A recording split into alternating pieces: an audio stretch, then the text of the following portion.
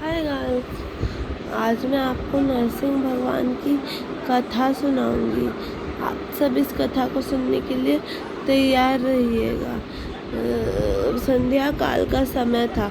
महर्षि कश्यप ध्यान मग्न थे। उनकी पत्नी दिति ने कहा कि आप मेरे साथ तो समय बिताइए। तो लेकिन उन्होंने कहा, नहीं देवी, तुम पर कामदेव हावी हो गए हैं। खुद पर आप कामदेव को हावी मत होने दीजिए। पर पत्नी दिति ने कहा, नहीं, आज आप मेरे साथ समय बिताएंगे और मैं और कुछ नहीं सुनने वाली। तो महर्षि कश्यप ने कहा, जैसी तुम्हारी इच्छा प्रिय। फिर उसके बाद उन्हें बेटा हुआ। महर्षि कश्यप ने कहा कि आपके ऐसे बर्ताव के कारण आपके दोनों पुत्र अत्याचारी होंगे। फिर उसके बाद महर्षि कश्यप की बात सुनकर दिति ने कहा कि मैं अपने बच्चों को जन्म ही नहीं दूंगी। 108 वर्ष ऐसे ही बीत गए। ये सब देखकर महर्षि कश्यप ने कहा कि आपका यह पुत्र कई अच्छे कार्य, आपके ये पुत्र पिछले जन्म में जय और विजय थे और इन्हें श्राप मिला था कि जब तक इन्हें भगवान विष्णु नहीं मारेंगे इन्हें मुक्ति नहीं मिलेगी। क्योंकि एक बार किसी ऋषि के पुत्र उनसे मिलने आए थे भगवान विष्णु के, और वो से मिलने आए थे और वे भगवान विष्णु उस समय आराम कर रहे थे। तो उन्होंने द्वारपालों ने मना कर दिया। द्वारपाल ही जय और विजय थे। तो ये सुनकर उन सब ने श्राप दे दिया कि आपको भी प्रभु से अलग होना पड़ेगा। तो इसीलिए इन्होंने हमारे बच्चे के रूप में जन्म लिया और हमें इनके माता पिता बनने का सौभाग्य प्राप्त हुआ। तो उन्होंने कहा, ठीक है स्वामी, मैं इन्हें जन्म दे देती हूँ। इतना कहकर दिति ने उन्हें जन्म दे दिया। दोनों ने ही जन्म लेते ही विशाल पर्वत का रूप विशाल पर्वत जितने बड़े हो गए दोनों।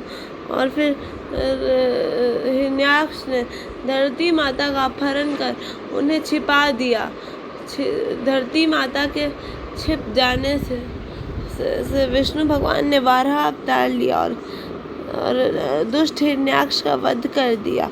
दुष्ट हिरण्याक्ष का वध तो हो गया, पर उसके छोटे भाई हिरण्यकश्यप के मन और हृदय में बदले की ज्वाला उमड़ पड़ी। उसने तुरंत ब्रह्मा जी की कठोर तपस्या करना प्रारंभ कर दिया। उस समय हिरण्यकश्यप की पत्नी कयाधु गर्भवती थी, यानी प्रेग्नेंट थी। उसकी सुरक्षा के लिए कोई नहीं था। तो इंद्र भगवान ने सोचा कि क्यों ना मैं इसकी पत्नी का अपहरण कर लूं, और क्या पता इसका होने वाला बच्चा भी इसी की तरह हो। तो इंद्र भगवान ने उसकी पत्नी का अपहरण किया और सोचा कि मैं बाद में इसके होने वाले बच्चे और इसकी पत्नी दोनों का वध कर दूंगा।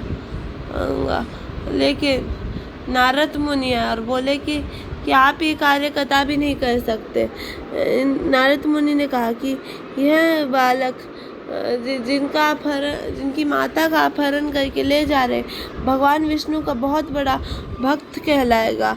ये सुनकर भगवान विष्णु की बात सुनकर नारद मुनि ने कयाधु का हाथ छोड़ दिया और मतलब इंद्रदेव ने, और नारद मुनि उन्हें अपने आश्रम ले गए और कहा कि आज से तुम यहीं पर रहोगी मेरी प्रिय पत्नी, मतलब प्रिय कयाधु, पुत्री कयाधु, आज से तुम यहीं पर रहोगी।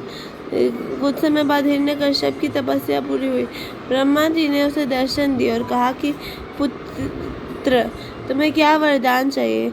हिरण्यकश्यप ने कहा कि मुझे नहीं तो कोई मनुष्य मार सके, ना ही पशु, ना ही पक्षी, नहीं तो मैं जल में मरूं, न थल में, ना आकाश में, न धरती पे, ना ही तो मुझे देवता मार सके, न दानव, न मानव, न ही असुर, न ही दैत्य, न ही पशु, न ही पक्षी।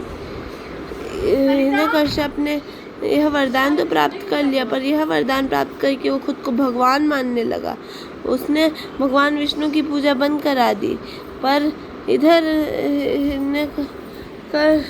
कश्यप की पत्नी कयाधु जो कि नारद मुनि के आश्रम में थी, वो हमेशा भगवान विष्णु के भजन सुनती थी, भगवान विष्णु की कथाएं सुनती थी, इसलिए उसके पुत्र पर बहुत बड़ा अच्छा असर पड़ा। उसका बच्चा का जन्म हुआ, उसका बच्चा का नाम प्रहलाद रखा गया। कुछ समय बाद प्रहलाद को लेकर कयाधु अपने महल लौट गई।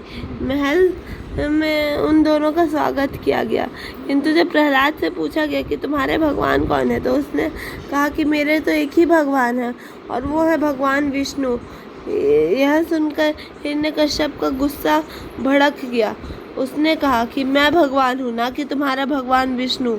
तो उसने प्रहलाद ने कहा, नहीं पिताश्री, आपको कोई गलत फहमी हुई होगी।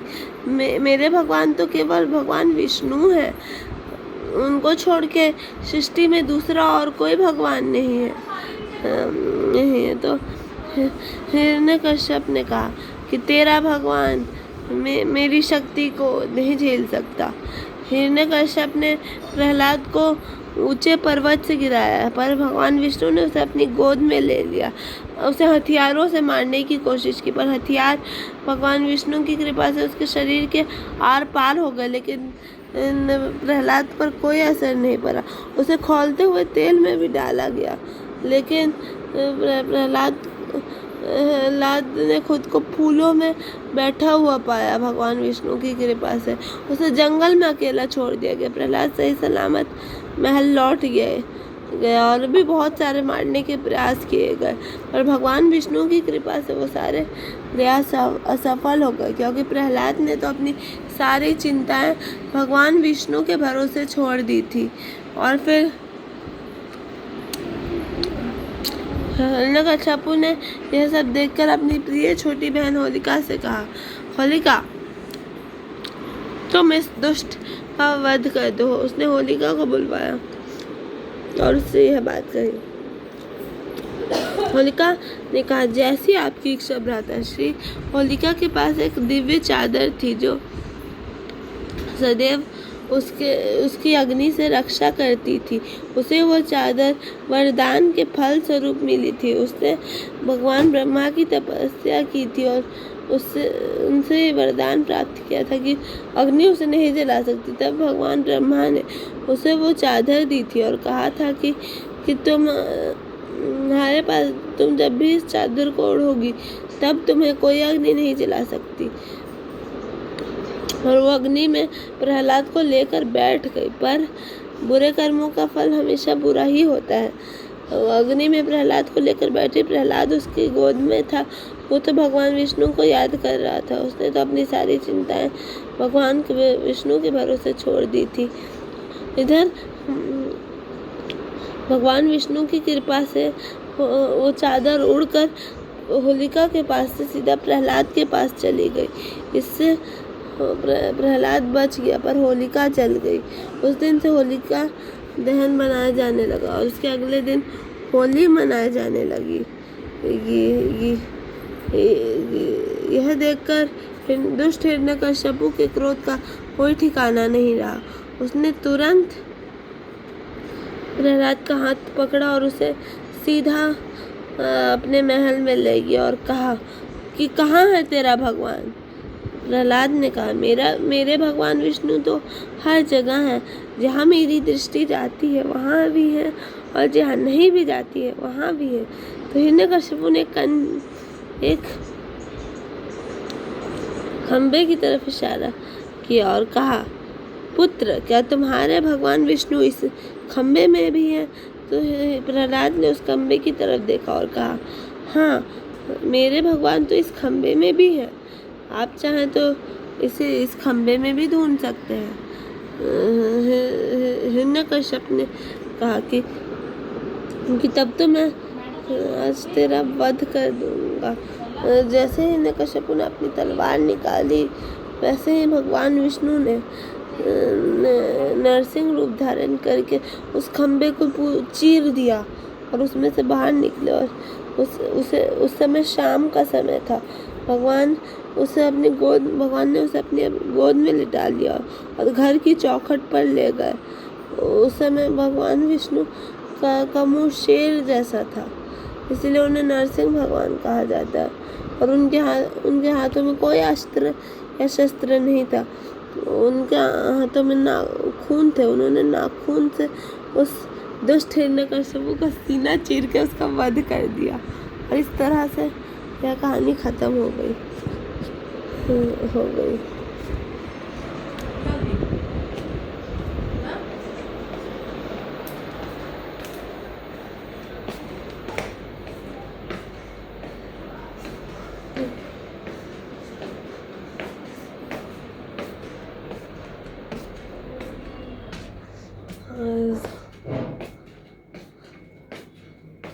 गाइस, आज मैं आपको देशभक्ति पर डांस करके दिखाऊंगी। गाना मैं खुद गाऊंगी। मैं झंडा लेकर आती हूँ।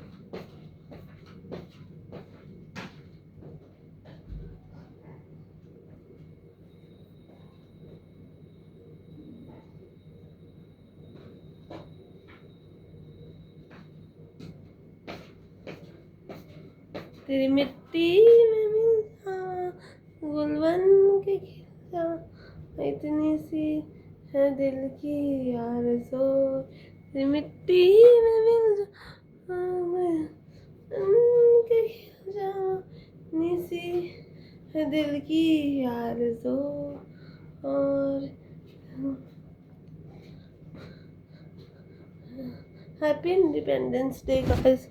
सुना उसी दिन मोदी जी यूट्यूब बैन कर देना चाहते हैं। आप सब प्लीज़ भगवान से प्रार्थना कीजिएगा कि यूट्यूब बैन ना हो।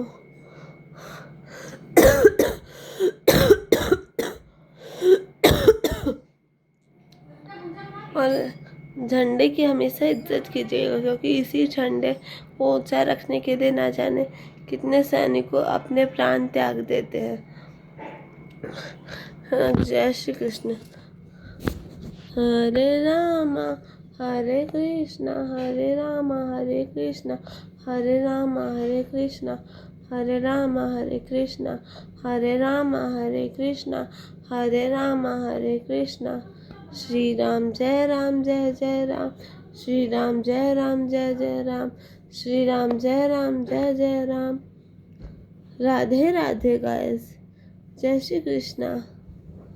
आज की कहानी से हमें यह सीख मिलती है कि हमें अपने भगवान पर अटूट विश्वास रखना चाहिए और अपनी सारी चिंताएं भगवान के भरोसे छोड़ देनी चाहिए।